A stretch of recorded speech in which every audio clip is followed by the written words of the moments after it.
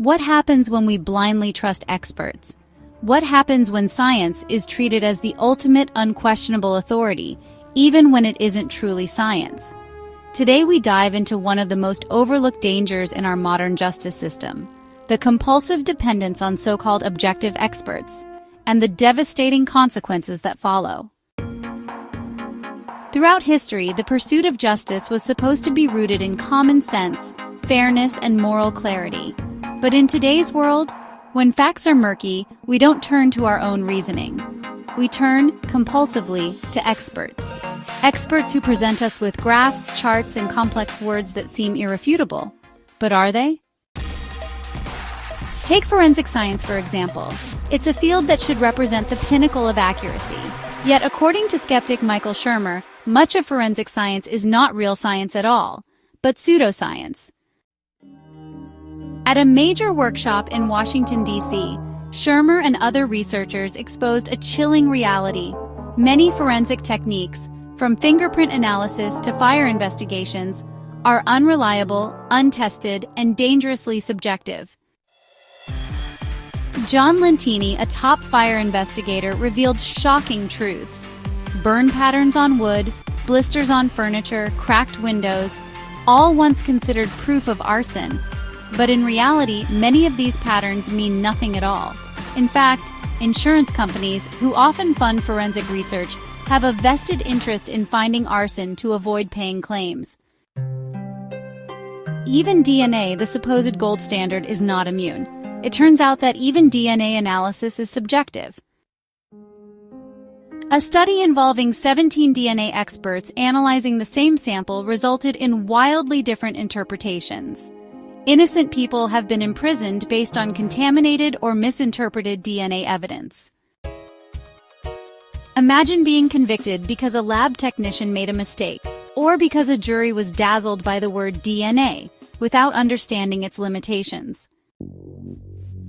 The National Research Council's landmark 2009 report was clear: forensic science in America needs a complete overhaul. Without rigorous standards, without true scientific validation, we're not solving crimes. We're guessing, but with the full weight of the law behind it.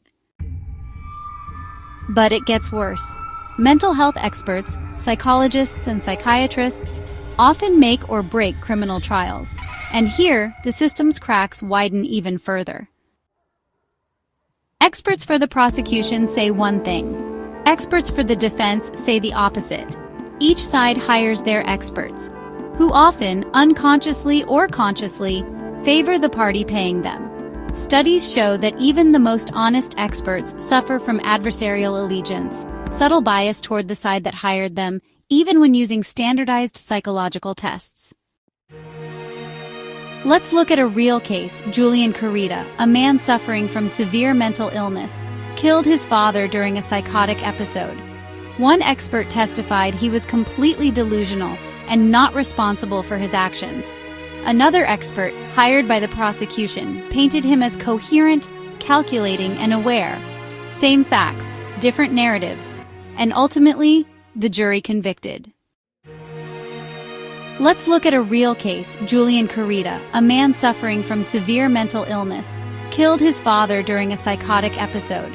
One expert testified he was completely delusional and not responsible for his actions.